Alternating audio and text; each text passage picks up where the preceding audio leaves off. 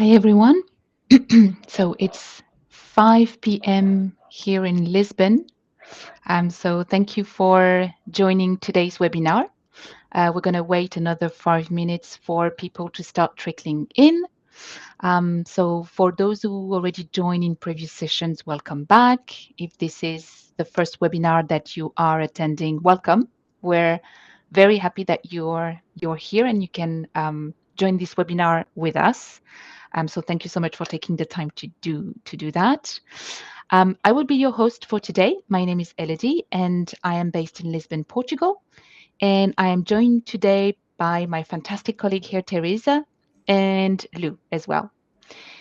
So today's webinar is all about the forecast, how to set up, how to optimize your forecast. And I will be doing my best demoing today's features and answering any questions you may have behind the scene. If you have any question about the Zendesk WFM tool as a whole and not necessarily about the forecast, you are welcome to. So this is a free space for you to ask any question you may have. So please don't go, stay and ask your questions. We're here to help. Perfect. And Teresa, if there's any question that is relevant for everyone or you wish to discuss further, just interrupt me at any point. Perfect. Yes. So yes, before we start, actually, that's a great point. All the recordings are shared on the chapter page on our web page. So if you are not able, or if you have some colleague that are not able to join this session right now, worry not. The recording is shared within a few days on the page, and you can access this recording at any point. Perfect. So can you see my screen? Is the resolution okay? Yes. Perfect. Okay. So this session is all about forecast, and we're going to take a deep dive on that specific feature. Now, to access your forecast page, so if you start from your agent workspace, then you would open the product tray, you would select workforce management, and then once in workforce management, you would select the cloud with a lightning bolt there, and you would press on that icon to access the forecast feature. Now, the forecast takes into account, oh, no, I'm showing the work stream, sorry. Yeah, the forecast there. There we go. So the forecast, once you land on the forecast page, first and foremost, it doesn't recalculate automatically your forecast. So a best practice is to manually recalculate it every time that you come onto the page. So you can either use the icon here at the top left corner of your first column to recalculate everything at once, all the work streams that you have listed on your left-hand side. Or if you wish to only recalculate one work stream, then you can hover over one of the work stream, select the three dots, and here you can recalculate this specific work stream only. Okay, so here we're looking at, we are the 30th, so we're looking at tomorrow's forecast. The forecast takes into account a minimum of 1 month for the forecast to be generated and up to a maximum of 2 years. If you have just purchased a WFM tool and you're just starting out, by default, your forecast will collect 6 months of historical data. Okay. So you have two graphs. You have your inbound volume graph and you have your required staffing graph. We're going to focus on the first graph first and foremost and see what you can do, how to read it, how to view it, and what you can do to influence the results on that specific graph. So the way it is calculated is that each inbound volume is, we count tickets that goes into each work stream. Now, before I go any further, maybe we should recap what a work stream is. A work stream can be accessed here. If you type command and the letter K or control and the letter K, you can go back to your workstreams page. Let's take a quick step back first before we go any further. So if you're just starting out with WFM, you will have 3 workstream by default, which will correspond to your 3 Zendesk channel. So you would have typically ticket, chats, and voice. Now, the great thing about your WFM tool is that you can further segment your work streams to have to match a specific type of work that your um, staff is doing, and to have a more granular view into scheduling actions, but also reporting and um, last but not least, forecast. So in this example here, and this is our demo account, you can see that, for example, the tickets have been segmented into tier 1, tier 2, and tier 3, which would equate to the level of complexity that ticket will have. Level of complexity may mean that you would require to staff and to recruit people having specific skills. But you can segment them in any way that you deem best. So if I click on tier 1 tickets, then you would segment them according to a set of conditions that are available on your tool. You can specify the contact via, which is the source of the ticket, and you can segment them according to either ticket group, ticket tags, ticket brand, and ticket form. Now, inbound volume will count the number of time that a specific ticket matches the condition that you have set on these work streams. Okay, so let's go back to forecast. Okay, perfect. So when a ticket is newly created and match the condition that you have set for your work stream, you would have one inbound volume showing on that chart. The same if a ticket maybe has been created for some times, but matches condition of another work stream, and such conditions have been changed. Let's say you change the group of the ticket to group 1. That ticket will then match the tier 1 work stream, and that will count as another entry under the inbound volume, independent from the status of the ticket, etc. So you can view your inbound volume on a daily basis, but also on a weekly, monthly, and yearly basis. When you view them on a daily basis, you can expand. There's a table underneath that you can expand to see exactly the number of inbound volume that you have for each of the work streams. And on a daily basis, you have this per 15 minutes increment. Now, let's say that, for example, you want to see the total inbound volume for all of your tickets, regardless of whether you have ticket 1, tier 1, tier 2, and tier 3. What you could do there is create a folder. So let's do that. So you would click on the add folder icon, which is located at the top right corner of your first column. And then here you can change the name. So let's say we're going to call it all tickets. And here we're going to select that specific workstream. So we're going to unselect all the other ones to only show the tickets one.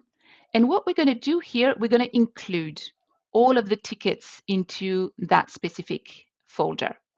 So tier 1, tier 2. So here you just drag and drop. You drag a little bit to the right there. And oh yeah, email A4 as well. That would go into that. And tickets, yeah, here.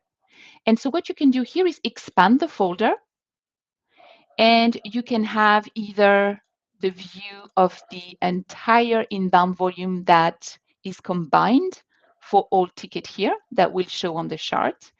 But if you wish to see as well the detail of tier 1, tier 2, and tier 3 tickets, then you would hover over the table and select the eye icon there to have all the details there.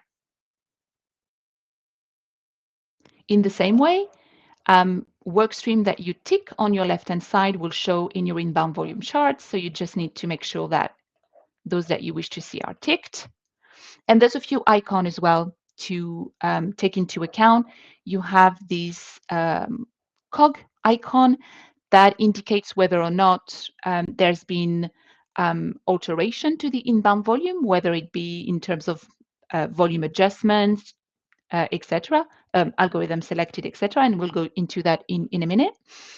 So you just hover over the cog icon and you see if there has been some adjustments made to your inbound volume. And you can also have some a warning, a red warning here that would indicate that there may be a lack of inbound volume. So something to be aware of as well. I'm just going to make a quick pause here, see if there's any question that I should stop to answer. Nope, I think for now everything is fine. Okay, No perfect. Thank questions, you. but keep them coming if you have. For sure. So this is your inbound volume here. Now, there are a few actions that, as an admin or as a forecaster, you can do to affect or to influence your inbound volume. Now, the first one is that, and that's something that you will have to do when you set up the forecast, is to select your historical volume, and that's the first section. So every time you are opening a section, if you have this message select workstream, you just need to select a specific workstream. And actually, I'm gonna select tier 1 for this example. And here you have to select the data source. So you can either we can either use your source from the data that you already have on Zendesk, or you can choose to import your own data. If you wish to do so, just select imported data. There is a template that is available right there, within which you would need to import a certain number of tickets associated with a time frame. You would just need to fill in the report. There is a Help Center article as well detailing things to do, things not to do. And then you just need to include this CSV file here, and we will take this source as opposed to your Zendesk data and include it and use it for your forecast. One thing to note is that your importing source cannot mix with your Zendesk data.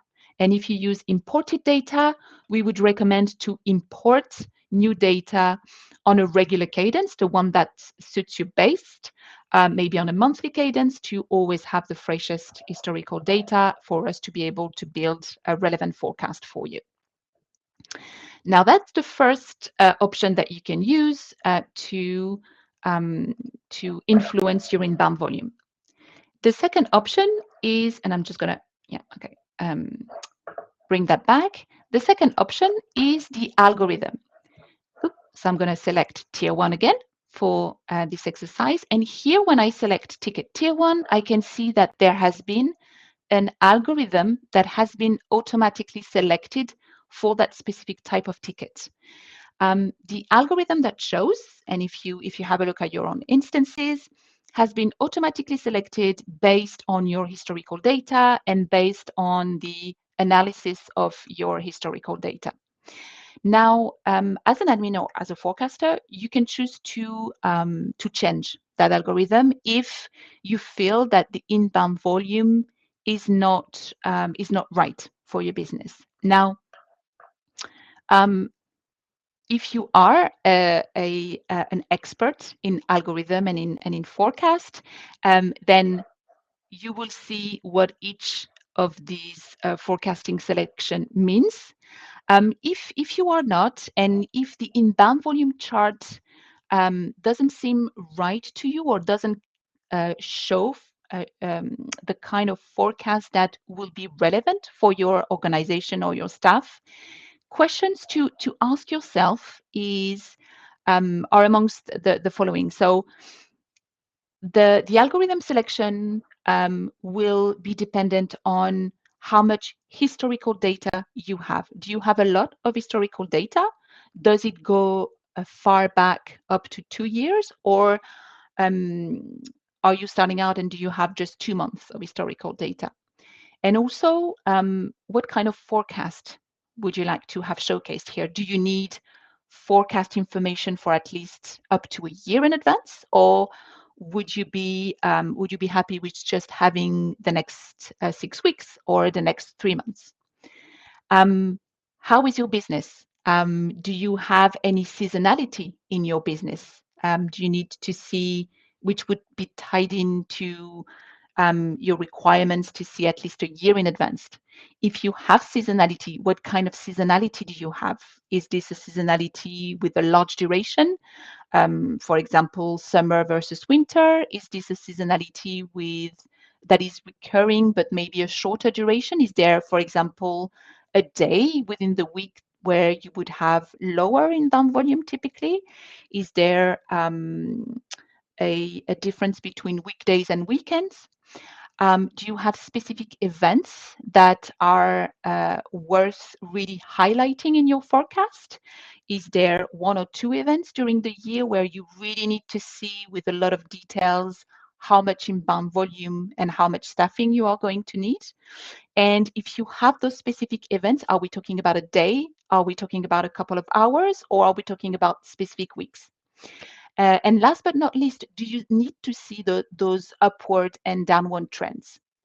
Would you be happy with forecast that maybe is long term and gives you an indication as to how much staff you're going to need, or do you really need to see the ups and downs of the staffing requirements? So those are the questions that you will need to ask yourself and your team, and based on this, you will have a wide range of algorithm selection that is available to you.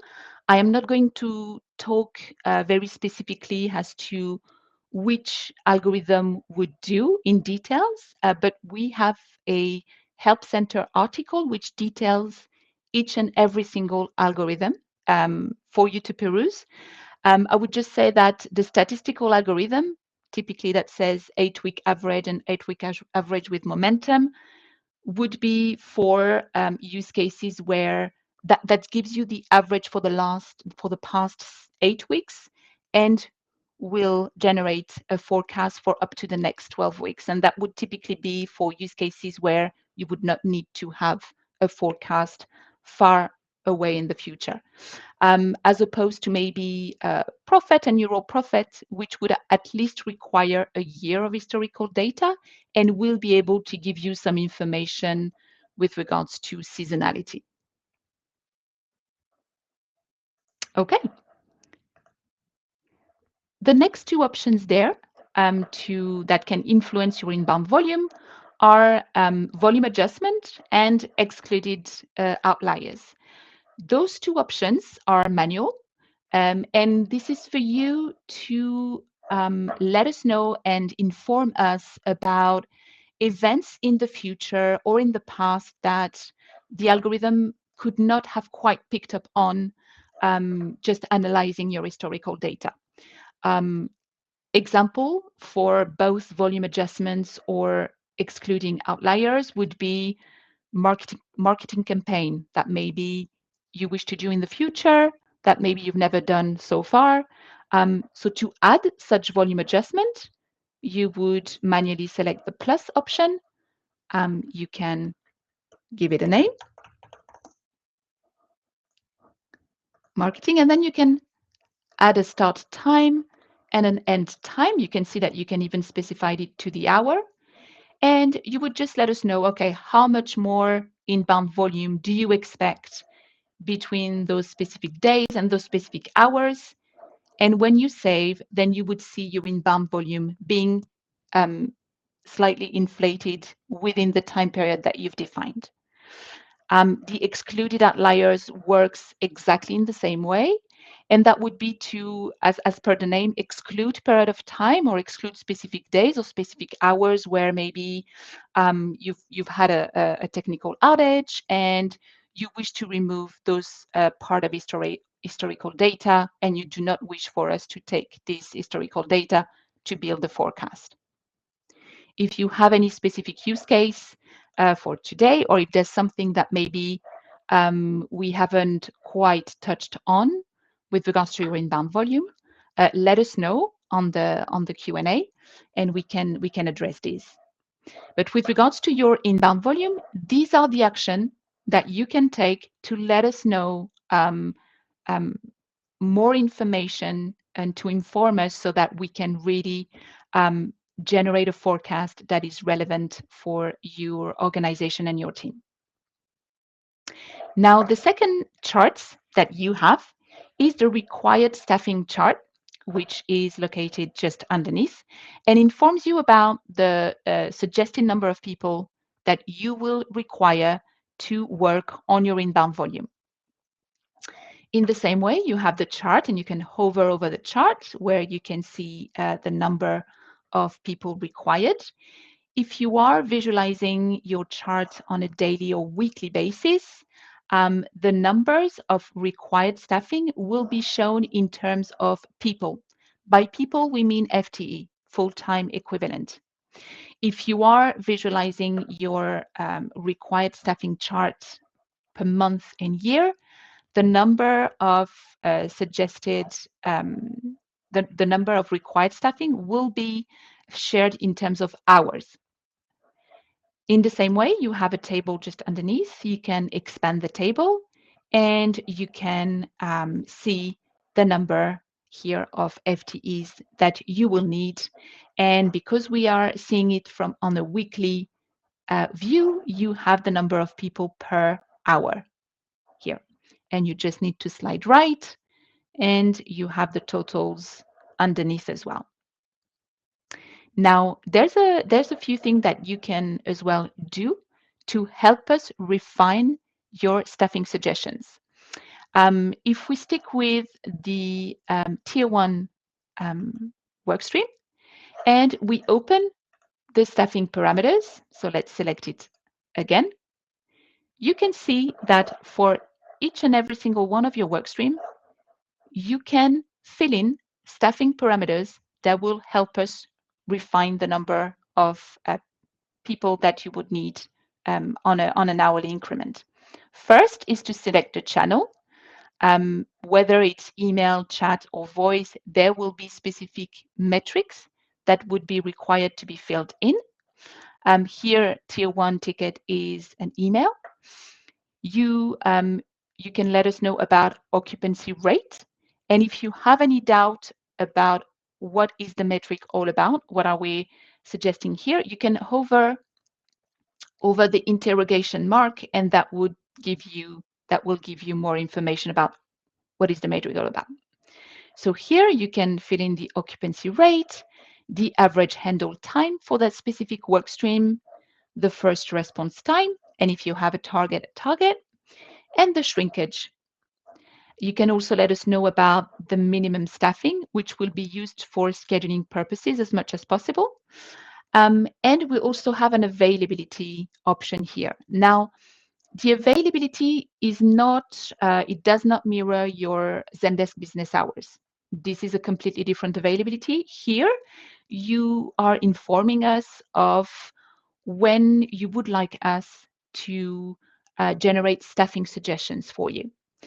So these can mirror your business hour, which is the case in that example. So from 9 to 5, Monday to Friday. And that means that for between Monday to Friday, then there will not be any staffing suggestions. Now, according to your channel, um, there will be a few differences as to how the inbound volume and how the staffing suggestion is calculated. For email work streams, we will still be counting email that will fall outside of your business hours, and we will adjust the next available hour that falls into your business hour. So you may see that every Monday morning, if we follow that example, your staffing suggestion may be a little bit higher than for the rest of the week.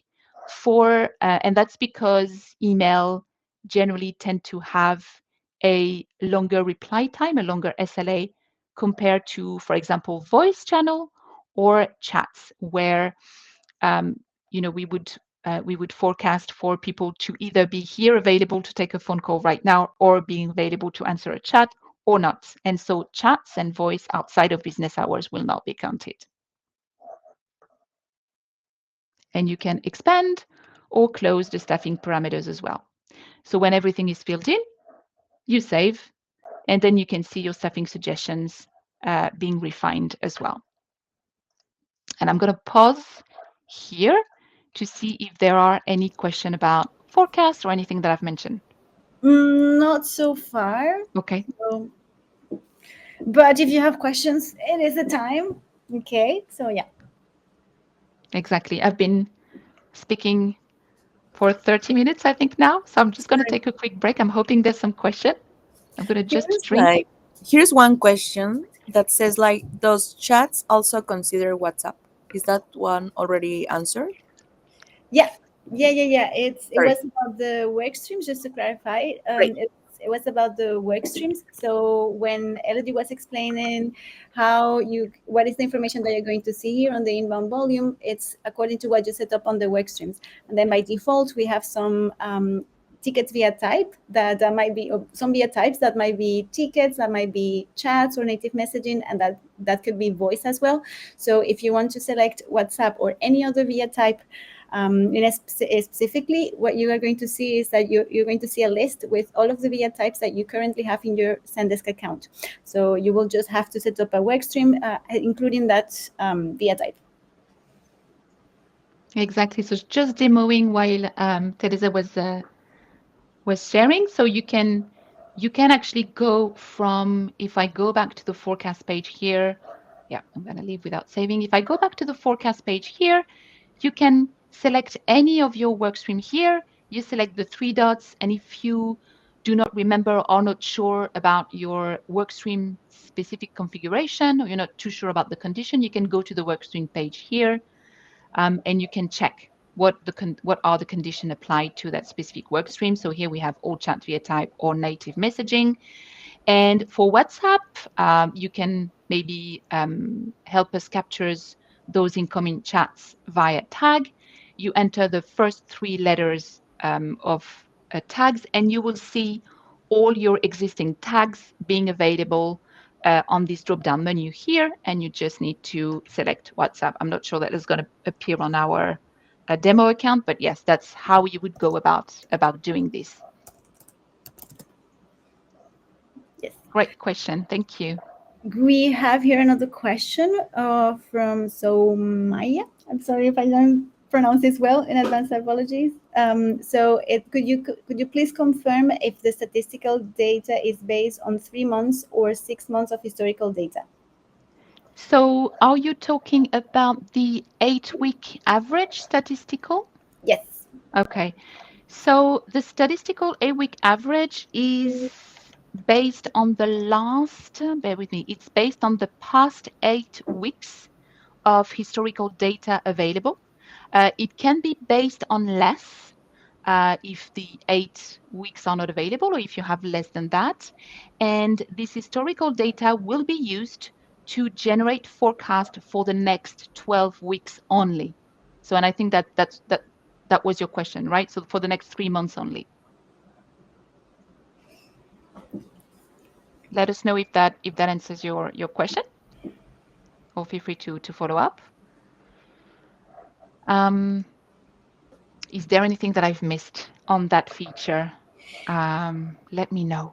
Yeah, maybe just to complement that, know that by default, when you start using Zendesk Workforce Management, you're going to see 6 months of data.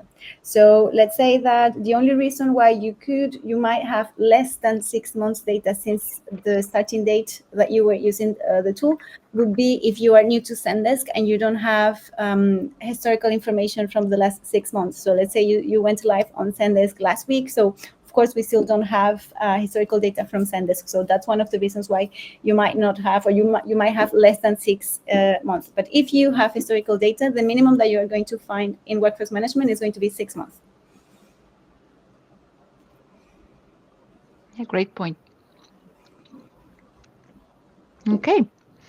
And is there any other questions? It can be about forecast, but it can be about anything else. Maybe you have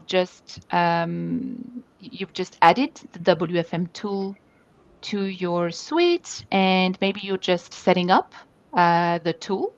So we can answer any question that you have about, setting up, um, anything about creating teams, maybe setting roles and permission, generating your schedule, reporting on your team's productivity.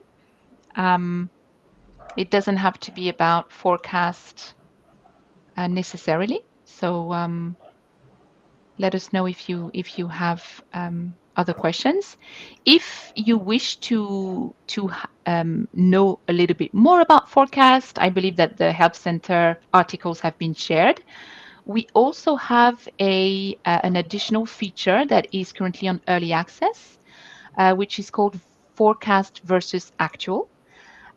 So just to share a little bit more context about our forecast plan, our product team is very busy working on plans for this feature and this other feature, which is currently in early access.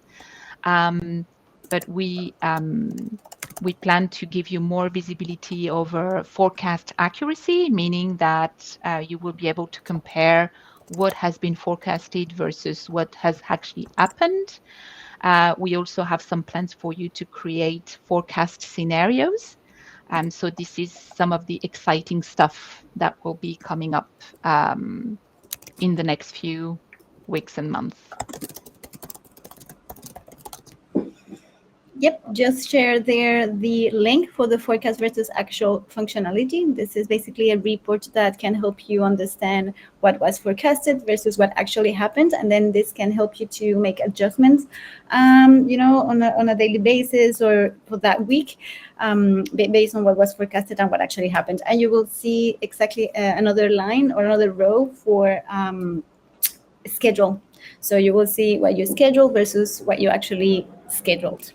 So the required story versus the schedule. So yeah, feel free to sign up for that. It's for free, or it's already included in any of your plans. So yeah, take advantage of that if you're interested. Perfect, thank you. So I've just removed a folder here. You can do this very easily. One thing that I haven't mentioned is that you can see here, you have several dots. And the dots here on the charts, and maybe I can make that a little bit bigger, but the dots here on the charts indicates the last time within which the inbound volume had been recalculated. So anything left of the dot is historical data. Anything right to the dot is our forecast. So you can see when was the inbound volume last recalculated and if the inbound volume would need or not to be recalculated here. So as you can see, it has been recalculated today. We're pretty much up to date, ready for the webinar. Yeah, it is a good practice to recalculate from time to time, especially before you generate the schedule. Because let's say that if we recalculated, let's say 3 weeks ago, the information that we're going to see here on the forecast is not going to consider the last 3 weeks of inbound volume. So when you recalculate, we fetch again the data. So that's why it is important to recalculate before generating a schedule, because it will give you like fresh data. So out of the oven data for that we're going to use potentially to generate the schedules. Well, potentially not, we're going to use it. So yeah. Yeah, that's a great tip here. And if you have the resources to do so, it's a great best practice for sure.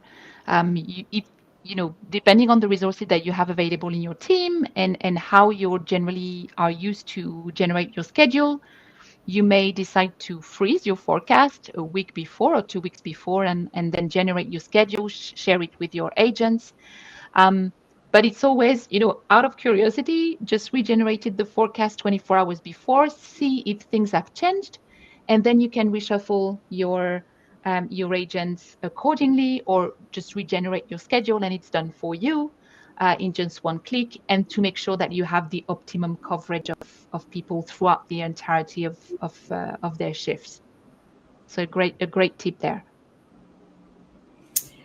Cool. So we have a question about scheduling. Okay, Okay. So Danilo is asking, I'm creating a complex schedule. For great. example, the analyst works Monday through Saturday, but has varying days off. He might have Monday off in the first week and Tuesday the next week. What's the best model for creating this schedule? Okay. So great question. And you have several options here. So maybe we can go over all the options, and it's for you and your team to choose which one would suit your workflow best.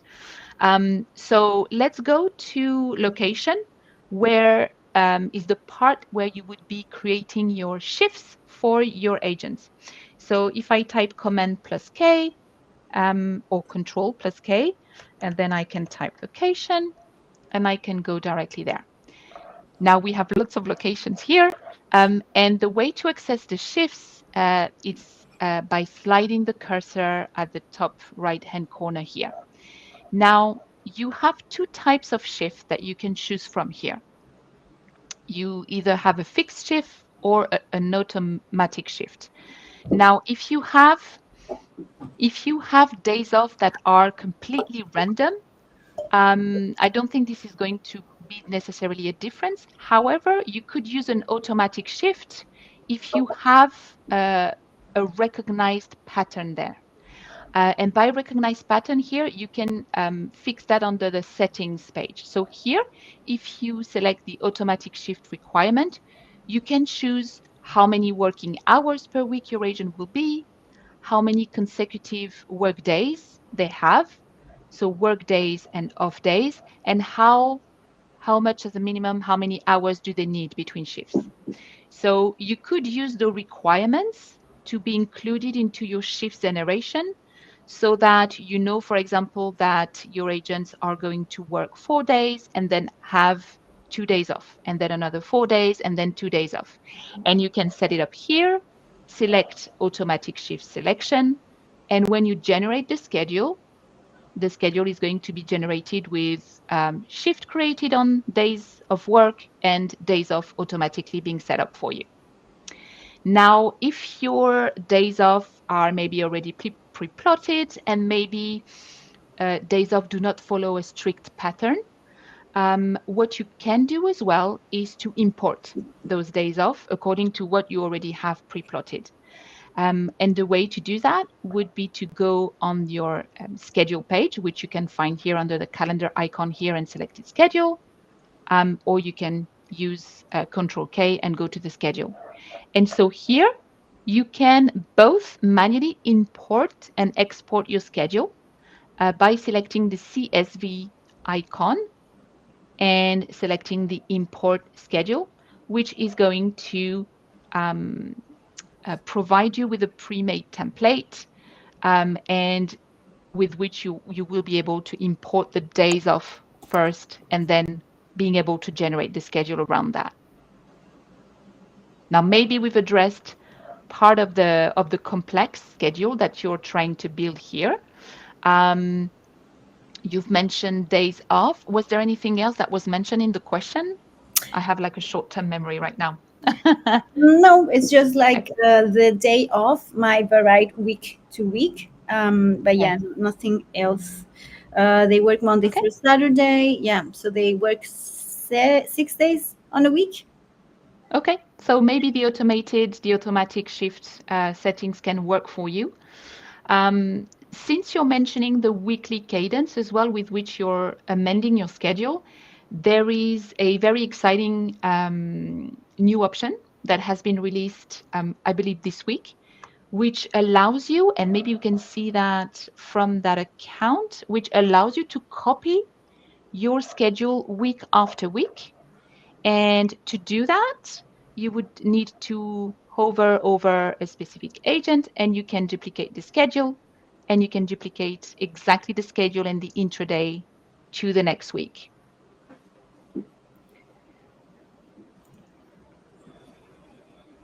and select the week there.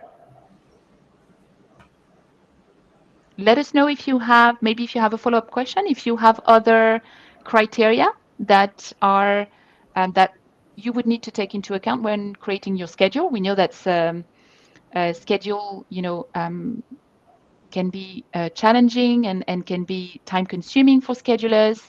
Um, and we want to also provide options for your agents to have the flexibility to work and not work when they need or when they want. So um, we very much work towards having a schedule that is flexible for both, for admins and managers to be able to create it in minutes, and for agents to be able to have that flexibility and that visibility over their schedule. Yep. We have a follow-up question. Okay. Would the best scenario be to import random breaks? So Mhm. just to give a bit of like yeah, for example, when you import, you are hard coding the schedule, meaning that when you are creating the template, you will have to input when you want the break to happen. So that's one of the difference. When you are generate or creating a schedule, you can or use import, what Elodie explained, or you can create a shift template under the locations. If you ask me, I think trying to find a way to make it work with the shift templates is a better long-term solution, because importing, you will have to be constantly you will have to do this constantly, okay? And you will have to specify when the tasks are happening. So you are missing the, let's say, the value of the schedule generation, which is assigning work stream to the agents intraday. So if you can't use the shift templates, I will recommend that. If there is no other option, for example, for you that can suit you better, potentially using the import, but then you will have to assign a specific times for the breaks to happen. Absolutely. Let us know if that answers your question. As Teresa was mentioning, you can also include the breaks in the shift templates that you are creating. Anything that you insert in Shift's template under the location section will be generated by default. So we would recommend to insert anything that needs to happen for your agents during that shift. Generally, breaks, lunches, if there's a meeting as well at the end, or a recap at the end of the shifts as well, you can insert it in there. And every time you generate the schedule, that specific task is going to appear. Another way that you can as well add task, and maybe add task in bulk in a series of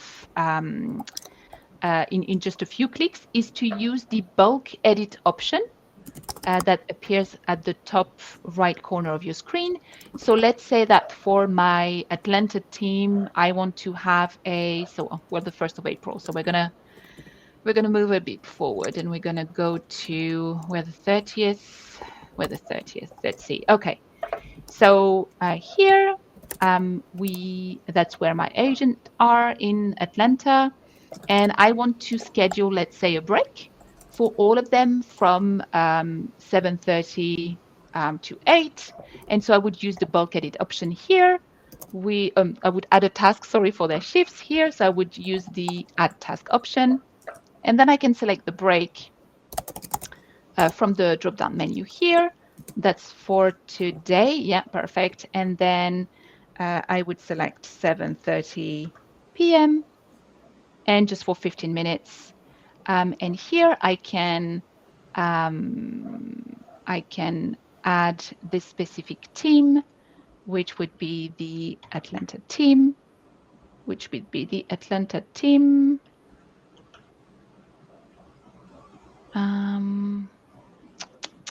oh no, that's a group, sorry. Yeah, which would be the Atlanta group. No, I'm maybe missing. Oh, sorry, that's a location. Bear with me. There we go. And I can select that location specifically. I can review a break 7:30 for location Atlanta. I can make this as a recurring. If every Wednesday they would need to have a break from 15 minutes. And then I can just add the task, and this will allow you to add task in bulk as well. And you can see that here, all the breaks have been added. And that's a quick way to change your agent shift or to add, let's say that you have an all hand meetings that wasn't planned in the next half an hour. This is a great way that you can do this. It takes you a few minutes, and then your shifts will currently appear in yellow. That means that it's for your eyes only, but you would just need to publish them, and this means to share them with your teams for your team's members to be able to see um, the changes from their Zendesk workspace. So I hope that gives you a little bit of options there. Yeah, and maybe there are some other comments or questions.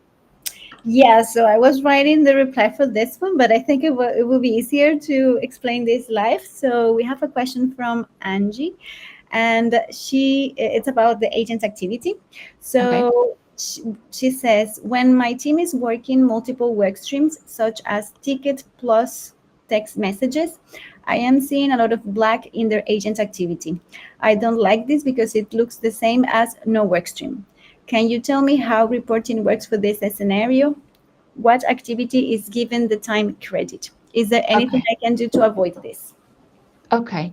So I just would like to confirm with you that this is what you're saying. It appears in black and it has the multiple workstream message on this, right? So here, what it means is that that particular ticket, so hashtag 247602, currently matches the condition that you have set for two of your work streams. So what you would need to do is to go back to the workstream page and review those conditions for those conditions not to overlap. So you would typically click on both conditions. So that was email FR, have a look at the condition. Do they have the same group? Are they sharing a unique tab? Do they have contact via, etc.? And for this to stop appearing. Now, it is very important not to have any black on your agent activity timeline. And that's a great point that you're raising and a great question, because it means that for one single ticket, we are currently requiring potentially two members of staff, or we are overstaffing you. So it's very important to really clearly define the conditions of your work stream so that one ticket only belongs to one work stream at any point in time. Now, a ticket can change condition, can change tags, can be assigned to another group, and a ticket can go from one work stream to another all along the ticket lifecycle. But it's very important that at any point in time, that ticket only belongs to one work stream. And I don't know if you'd like to add something to that, Teresa, if that has answered the question. Yeah, no, I think I don't have anything to add just now. But Angie, let us know if this replies to your question or if you have any follow up from that. And yeah. Great question. So what you want to have is very colorful timeline, no blanks. Untracked you can have. Untracked is part of life. But yeah, avoiding those multiple workstream messages as much as possible. Two messages to actually avoid on the agent activity timeline: multiple workstream, and another one which maybe we'll have another one which is called no workstream, which is the fact that an agent may be working on a ticket which is not being captured by any of the workstream that you've created. And here, if it's not been captured by any of your current work stream, it means that this is work that is not being taken into account in your historical volume and in your forecast. So again, making sure that all your work is being captured on the tool so that we can share accurate staffing suggestions. Yeah, so Angie has a follow-up question. So once I fix the workstream filters, will it fix the historic past agent activity? Great question. So once you fix the conditions, there will have to be an update made on that specific ticket so that we can capture the change. So just pressing update on your ticket or changing the status of that ticket. With that, we have visibility over those new conditions of that specific ticket, and we will be showing that ticket with the right workstream moving forward. As for your historical, um, here on the agent activity feature, you can navigate to past days, and your what has been done, and that ticket will still be shown historically as belonging to multiple workstream. But the important thing is to correct and to have that specific ticket in the right bucket of work moving forward. Yeah, it is important that all of the changes that you apply to a work stream, a team, moving forward, is that you're going to see those changes reflecting or being reflected in the tool. Historically, we will not update that. So just to clarify a bit more about how do we report on that, it's basically, let's say that I have 1 minute on a multiple work stream. So I have tickets and chat that is part of that multiple work stream. So it depends how you see the report, but let's say that that's going to show as 1 minute on ticket 1 to 3 and for tickets work stream, and 1 minute for ticket 1 to 3 chats. So you're going to see, it seems as if the agent was working for 2 minutes, but it was actually working only for 1 minute, because when we count this as total time, it will count as 1 minute, not 2 minutes. So it depends how you. So this is one of the reasons you should fix multiple work streams to have more clarity on the, because if you see, for example, the attributes being by activity type, you're going to see, yeah, but this person has ticket 1 to 3 and it has 1 minute ticket and 1 minute chat, and you will think, oh, he was working 2 minutes. No, he was working only 1 minute, but this was multiple work streams, so it is counting 1 minute for each of this work stream, but on the total time it's going to be 1 minute, not two. So this, I don't know if that's what is that clarifies a bit how this looks on the report.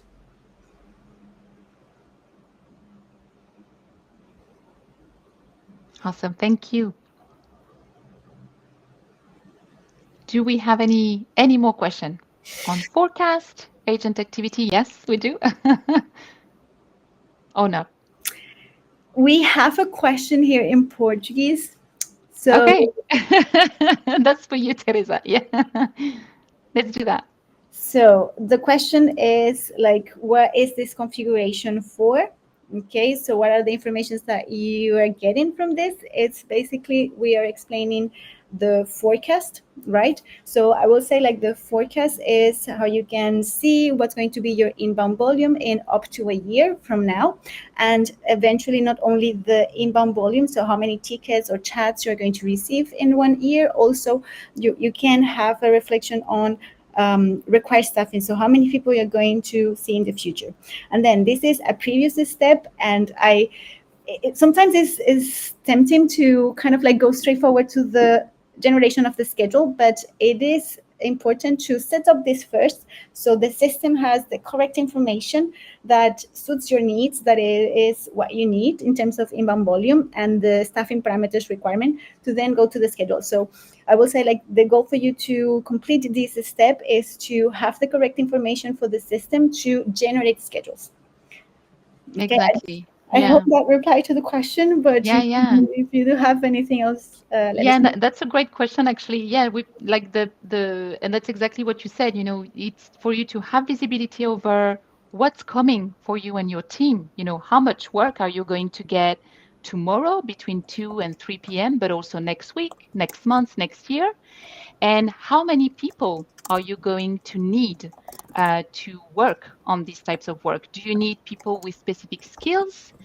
Do you need more people on email, or maybe do you need more people on chats or on voice? And then that is linked directly to the generation of the schedule. So you have the opportunity to retain as much control over your team schedule as you wish. However, let's say that you leave free reins to the algorithm here. The algorithm is going to generate your schedule and allocate your team according to your inbound volume per work stream. So if you have a work stream that has the highest inbound volume, in that example is the chat, it is very likely that more people are going to be allocated to work on chat throughout the entirety of their shifts. And this way, you have the optimum coverage throughout the entirety of the shift, and you have the optimum coverage every day, every month, every week, etc. So that's what this configuration is for you to have the optimum number of people working on the right type of task at the right time. And that's a great question, which I think wraps up this webinar because as far as I can see, we're coming to an end. Awesome. So thank you so much for joining and have a great rest of the day. Bye. Bye bye. Gracias. Bye.